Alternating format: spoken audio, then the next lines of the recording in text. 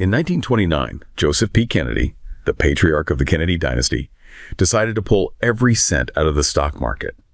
It wasn't because of a complex economic forecast or a tip from a Wall Street titan. It was because of a conversation he had on a street corner. A shoeshine boy, while buffing Kennedy's leather, started giving him aggressive stock tips. Kennedy realized right then that when the most amateur players think they've mastered the game, the bubble is about to burst. He sold everything, the market crashed, and he saved the family fortune. Now, fast forward nearly 100 years to 2024, we have another powerful father and another teenager. But this time, the shoeshine boy isn't a stranger on the corner. He's a silent, lanky kid in a prep school blazer. And this time, the father isn't selling. He's diving in. When Donald Trump launched his cryptocurrency firm, World Liberty Financial, he didn't cite market volatility or blockchain utility. He simply offered a brief, almost casual explanation. Barron knows so much about this, he recommended it.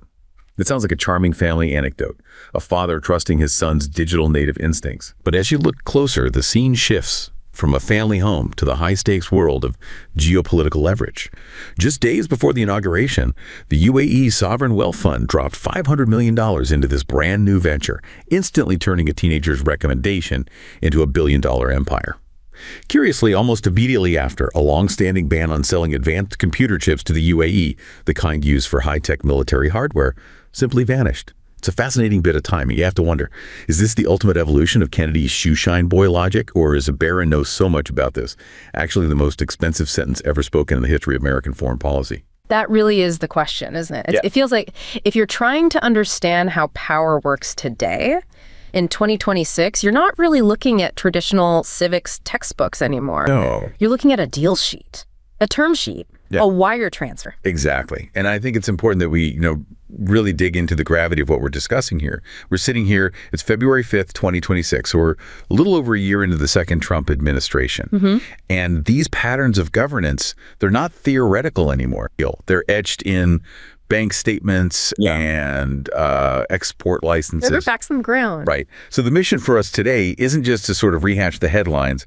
We really need to unpack that one sentence. Barron knows so much about this and figure out how it became the justification for this massive shift in American national security policy. It's the intersection of three really powerful forces, right? You have the world of high stakes, almost abstract finance.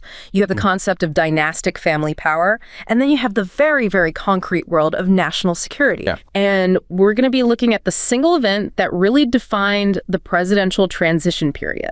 That huge investment into World Liberty Financial, or WLFI, and what happened right after with U.S. policy on semiconductor exports to the Middle East. Okay, so let's start with what you could call the anatomy of the deal, the what. I think we have to be really precise here because the details are everything. The headline is simple, right? Crypto startup gets a huge investment. But who are the real players on this chessboard? On the American side, you have the Trump family. And the branding they used is, I think, very telling. Donald Trump's official title in the venture was Chief Crypto Advocate. Not CEO, not chairman. Advocate. Advocate. It's a branding exercise. Then you have Eric Trump, more on the operational side. And then, of course, the centerpiece of the narrative, Barron Trump. His title, which they put in the white paper and all the promo materials, was DeFi Visionary. DeFi Visionary. I mean, can we just pause on that for a second? We have to. DeFi, decentralized finance. This is an incredibly dense, technically complex field. It's built on smart contracts, liquidity pools, things that even seasoned finance professionals struggle with. Right. So to brand a teenager, no matter how bright he is, as a visionary in a space where people have PhDs in cryptography, that's sending a very specific message, isn't it? It's a signal. The message is that the product you're buying isn't the underlying code or the tokenomics. The product is the proximity to power. It's the brand. It's the name. It's the name. But the really crucial player here is on the other side of that deal, the investor. This wasn't a typical Silicon Valley venture capital firm. It wasn't Andreessen Horowitz. The investor was a company called Arium Investment One. Which sounds deliberately anonymous, like a shell company. It's structured that way. It's a Delaware entity, which makes it opaque. But when you follow the paper trail, as investigative journalists have, it leads directly to Abu Dhabi. And specifically to one person. Specifically to Sheikh Tahnoun bin Zayed Al Nahyan. Now, for anyone who doesn't follow the inner workings of the Gulf states, it's almost impossible to overstate who this man is. Right. He isn't just another wealthy royal. He's the national security advisor for the United Arab Emirates. He's the brother of the president, Mohammed bin Zayed, or MBZ. He's at the absolute center of the UAE's power structure. He has a nickname in intelligence circles, doesn't he? Something like the Spy Sheikh. Right, the Spy Sheikh. And he's earned it. He controls the entire intelligence apparatus of the Emirates. But here's what makes the UAE's model so different from, say, the US or the UK. He also controls a vast portfolio of the state's financial assets. So the head of intelligence is also the head of their biggest investment fund. He controls G42, their artificial intelligence behemoth. He controls a new vehicle called MGX. So he sits at this unique nexus of state security and state capital. The two are completely intertwined. Which means when he makes an investment, he's not just looking for a financial return on investment, an ROI, in the way a normal fund would. No. He's looking for strategic leverage. He's looking for geopolitical advantage. He's looking for national capability. You know, when a firm like Blackstone invests, they want a 3x return. When Sheikh Tahnoun invests, he wants access. He wants power. He wants technology. So on one side of the table, you have the president-elect of the United States and his family. On the other, you have the national security advisor of a major foreign power. And who is in the middle making this happen? The intermediary is just as important. It's Steve Witkoff. A name that's been around Trump world for decades, a real estate guy, a close friend. But he had an official role at this point, didn't he? A very official role. He was appointed as the special envoy to the Middle East, the top U.S. diplomat for the region. Wait, so the U.S. special envoy to the Middle East is brokering a private business deal between his boss and the security chief of a Middle Eastern country. It gets better. His son, Zach Witkoff, is one of the co-founders of World Liberty Fund. So let's just lay this out clearly. The man whose official job is to represent the diplomatic interests of the American people in the Gulf is also the father of the man whose company is receiving $500 million from the leadership in the Gulf. The conflict of interest isn't just a red flag, it's the entire design. It is the architecture of the deal. The conflict isn't a bug, it's the central feature. So let's get into the mechanics of the transaction, because the timing here is just, well, as you said, it's brazen. It's incredibly brazen. The deal was officially signed on January 16th, 2025. January 16th. So that's, what, just days before the inauguration? Days. We're talking 96 hours before Donald Trump would place his hand on the Bible and take the oath of office. Wow. And that's the moment Arium Investment, Tahnoun's vehicle, drops $500 million. For a 49% stake in WLFI. Right, for 49%. And it's important to understand, this wasn't seed money going into a corporate account to hire engineers or build a product over the next 5 years. This wasn't for growth. No, this was an immediate liquidity event, a payout. Idiot.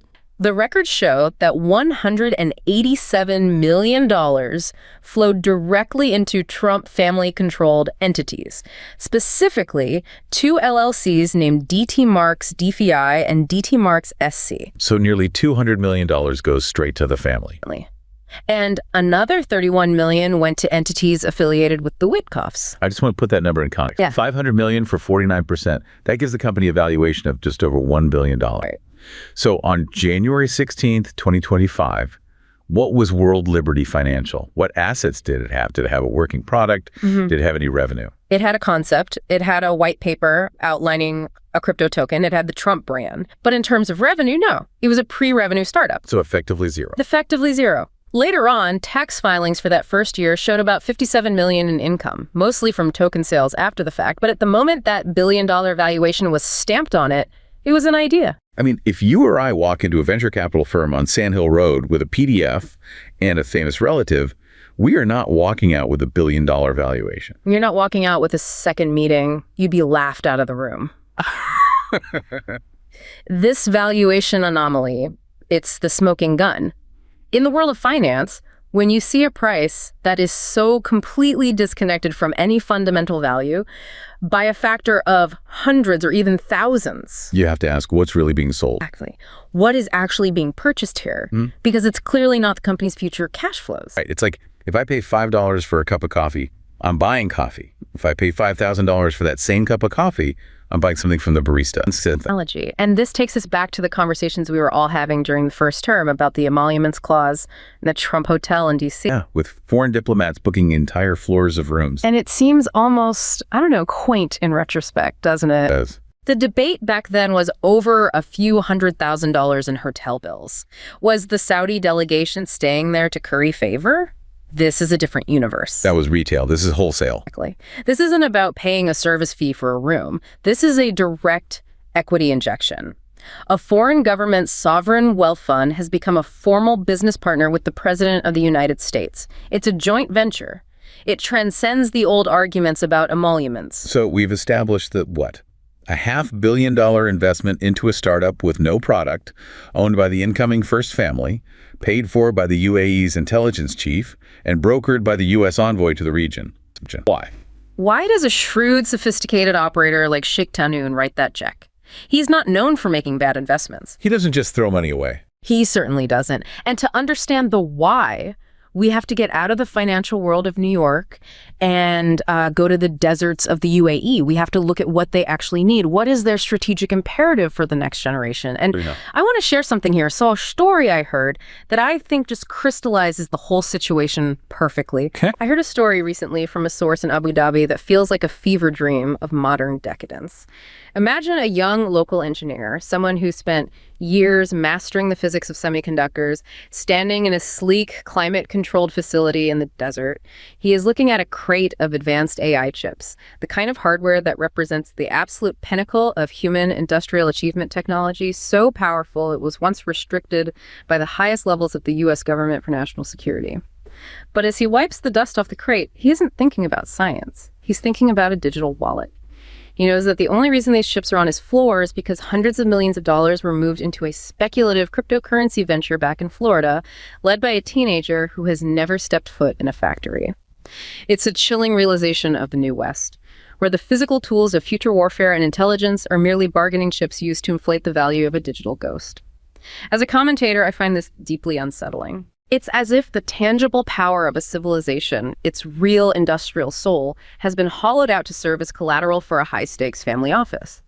It suggests a shift from building the future to simply brokering it for personal gain. That image, the physical tools of future warfare being bartered for a digital ghost, that is incredibly powerful. Let's really break down the hardware side of this. The give in this equation, the quid pro quo, was access to these chips. We're not talking about just any computer chips, right? No, we are talking about the absolute cutting edge, specifically NVIDIA's H100s and now their newer B200s. And it's critical to understand why these particular chips are so important. They're not just faster versions of what's in my laptop. Not even close. The H100 is the fundamental engine of modern artificial intelligence. If you want to train a large language model like a GPT-4 or something more advanced, you need thousands of these running in parallel. And it's not just for chatbots. No, it's for everything. If you want to run complex simulations for, say, hypersonic missile trajectories, you need them. If you want to break advanced encryption, you need them. And crucially, for a state like the UAE, if you want to run a massive domestic surveillance system that can do real-time facial recognition on millions of people, you need tens of thousands of these chips. So they are, as some people have said, the new uranium, the foundational element of 21st century power. They are the uranium of the digital age. Absolutely. And because of that, the U.S. government, especially the Department of Commerce, had been treating them like weapons-grade material. Right. There were strict export controls in place under the previous administration. Extremely strict. The Bureau of Industry and Security, or BIS, had a policy of presumption of denial for these high-end chips going to certain regions, including the Middle East. Now, some people might ask, why the Middle East? The UAE is supposed to be an ally. They're an ally, but they're also what the intelligence community calls a permeable environment. The primary concern wasn't that the UAE itself would turn against the U.S. The concern was diversion. Meaning the chips would end up somewhere else. The nightmare scenario for the Pentagon and the Commerce Department was that you sell 10,000 H100s to a data center in Abu Dhabi, and those chips are then accessed remotely by researchers from a Chinese university with ties to the People's Liberation Army. Or even worse, the physical chips get crated up and re-exported to Beijing. And this brings us right back to Sheikh Tahnoun's other company, G42. G42 is the elephant in the room. This is the company that was the intended recipient of these chips. And it's a company that had deep well-documented historical ties to Chinese tech giants like Huawei. Right. They had joint ventures with Chinese biotech firms on genomic data.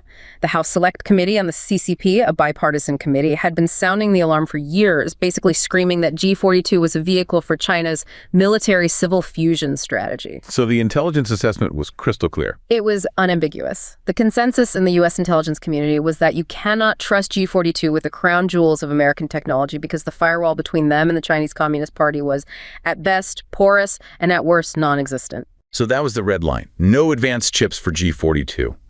The policy was firm until they could prove, beyond a shadow of a doubt, that those ties were completely severed. That was the official U.S. government policy on January 15th, 2025. Then, January 16th, the WLFI wire transfer hits the Trump family accounts. January 20th, we have the inauguration, and in the weeks immediately following, that policy just vanishes. It wasn't revised or amended, it was just gone. The red line wasn't debated or moved, it was just erased. The new Trump administration, with Steve Witkoff as the special envoy advising on Middle East policy, approved the export licenses.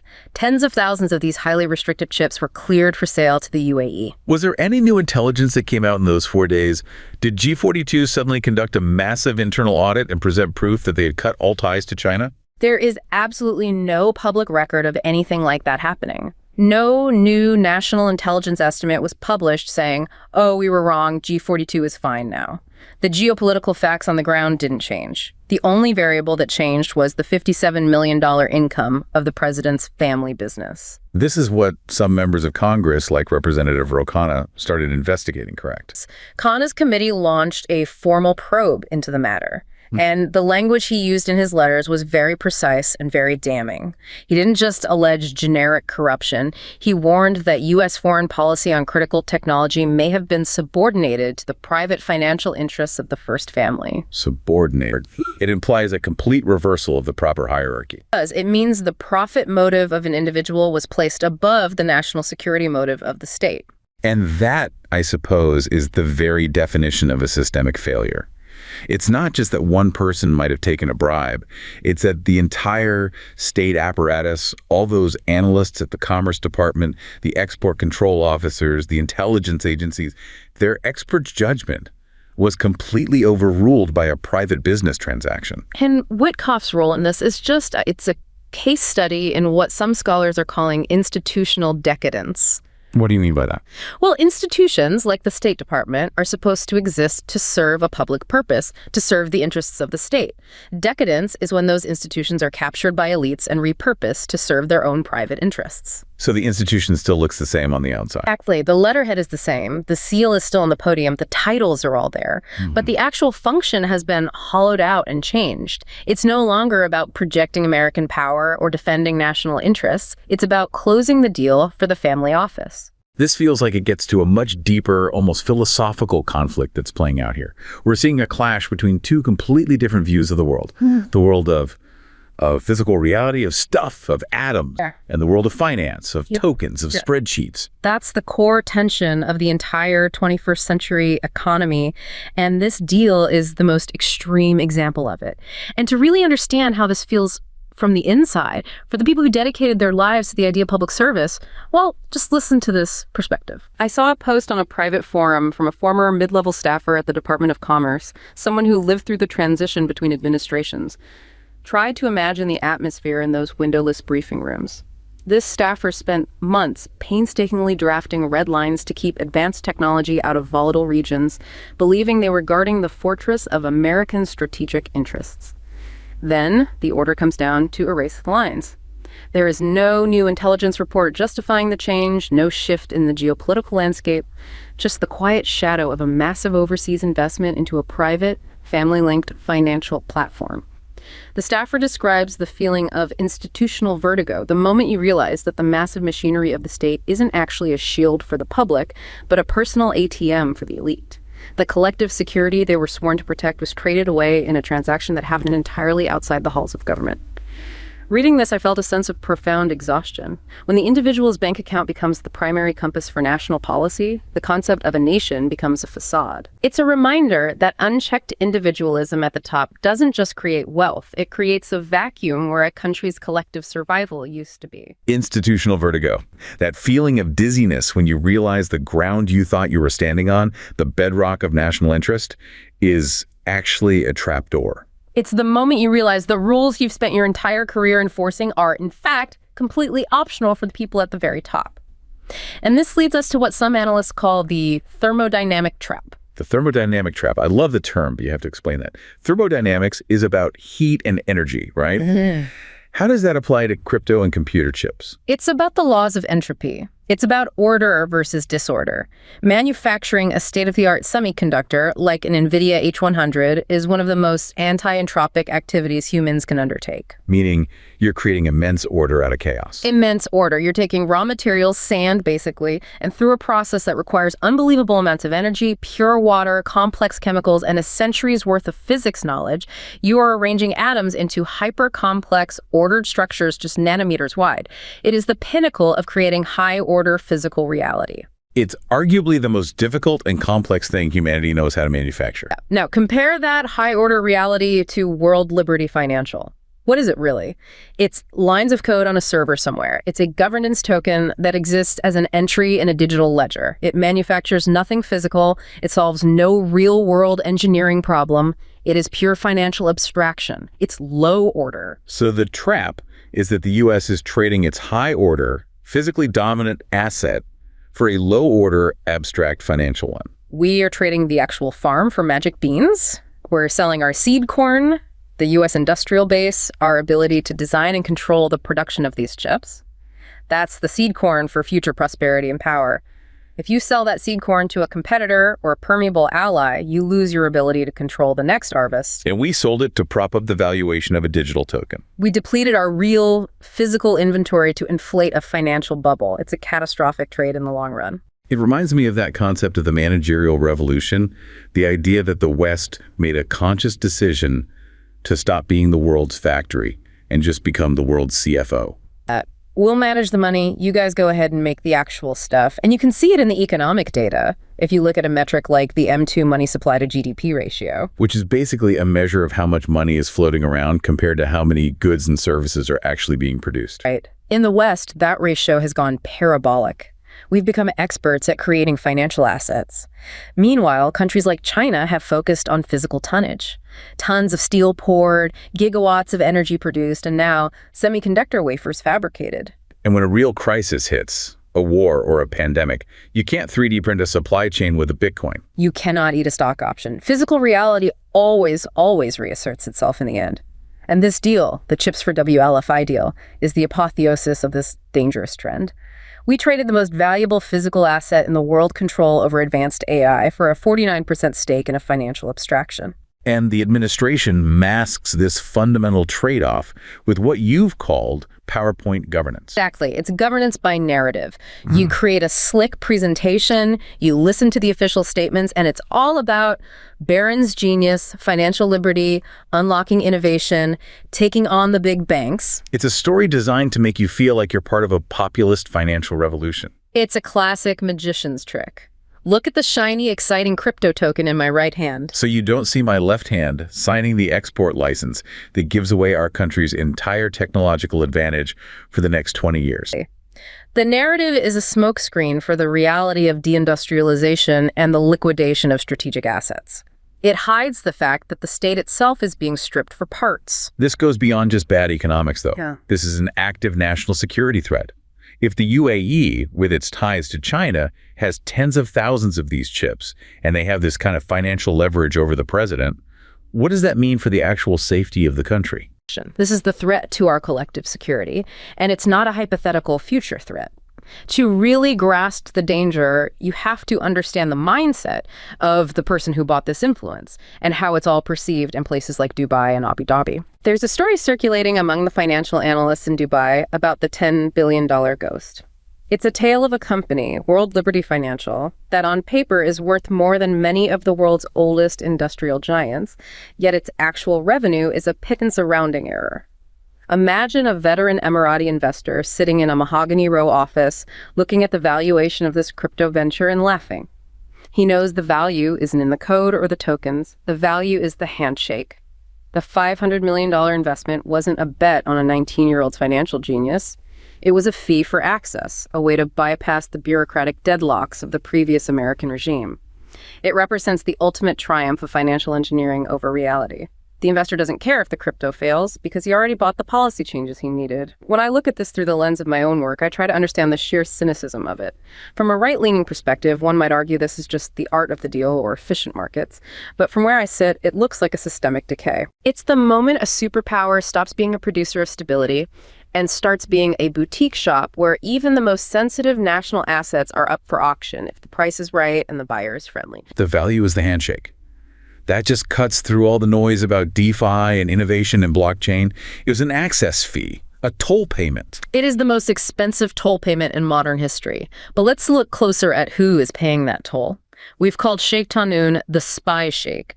We need to be specific about what his intelligence apparatus has been documented doing inside the United States. You're talking about the various reports on their influence and intelligence operations? Organizations like the Human Rights Foundation have documented this in detail. The UAE runs one of the most aggressive and sophisticated foreign influence campaigns on American soil. And we're talking about something that goes way beyond traditional lobbying, right? This isn't just hiring a firm on K Street to write a white paper. No, we're talking about operations like Project Raven.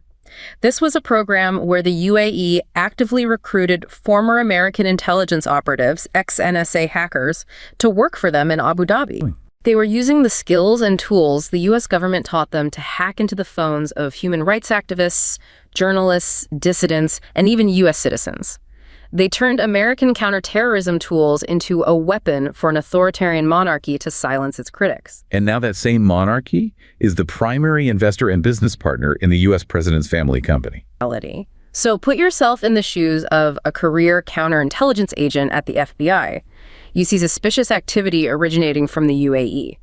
Are you going to pursue that investigation with the same vigor, knowing that the ultimate target of your probe is the business partner of the president and the United States? You would be putting your entire career on the line.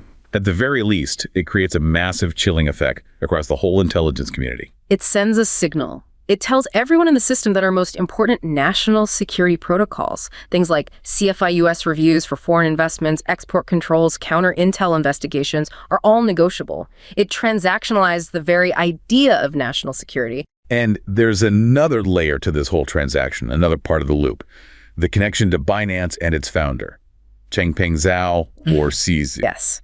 This is where the financial plumbing of the deal gets even more disturbing. Remember, another one of Sheikh Tahnoun's investment funds, MGX, made a $2 billion investment into the crypto exchange Binance. Okay.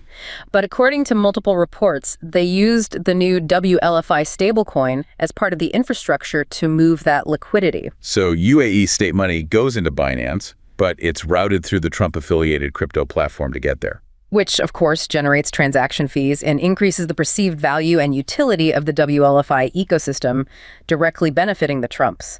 But then you have to look at what happened next in the legal realm. Right. CZ was in federal prison. The Department of Justice had successfully prosecuted him for massive, willful violations of anti-money laundering laws. He was the ultimate symbol of the Wild West crypto world that flaunted U.S. law.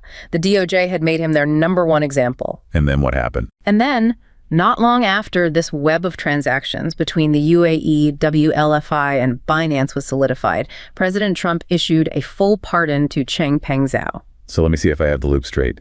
Tahnoun invests in Binance, but uses the Trump coin to do it. The Trump family gets a cut.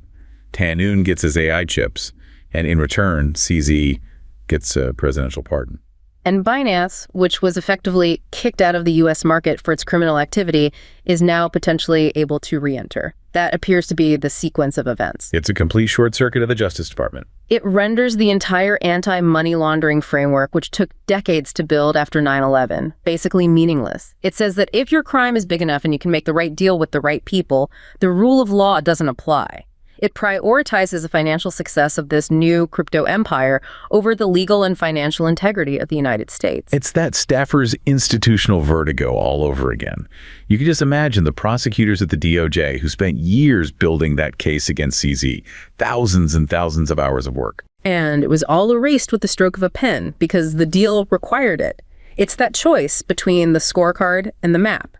The personal scorecard, the net worth of the elite, became more important than the map of the nation-state with its borders and its laws. And the really dangerous part is that the UAE walks away with permanent, durable assets. They get the data centers full of H100s. They get the AI models they can train. Those things don't disappear when a new president is elected. They gain a permanent strategic advantage. And what did the U.S. get? A temporary liquidity injection for a family trust. One is a civilization-level asset. The other is just cash. Which makes me want to understand how. How did our system become so vulnerable to this? We're taught we have checks and balances, we have Congress, we have the courts. Why was this so easy? To understand that, you have to look at the twisted concepts of vitocracy and what you could call reverse vitocracy. Okay. Vitocracy is a term from the political scientist Francis Fukuyama, right? Right. And it describes a political system where it's incredibly difficult to build or do anything positive because there are too many actors who have the power to say no, to veto a project. Like trying to build a new bridge or a high-speed rail line in the U.S. Exactly. You face years of environmental impact studies, lawsuits from different groups, local zoning boards, state regulations, congressional committees.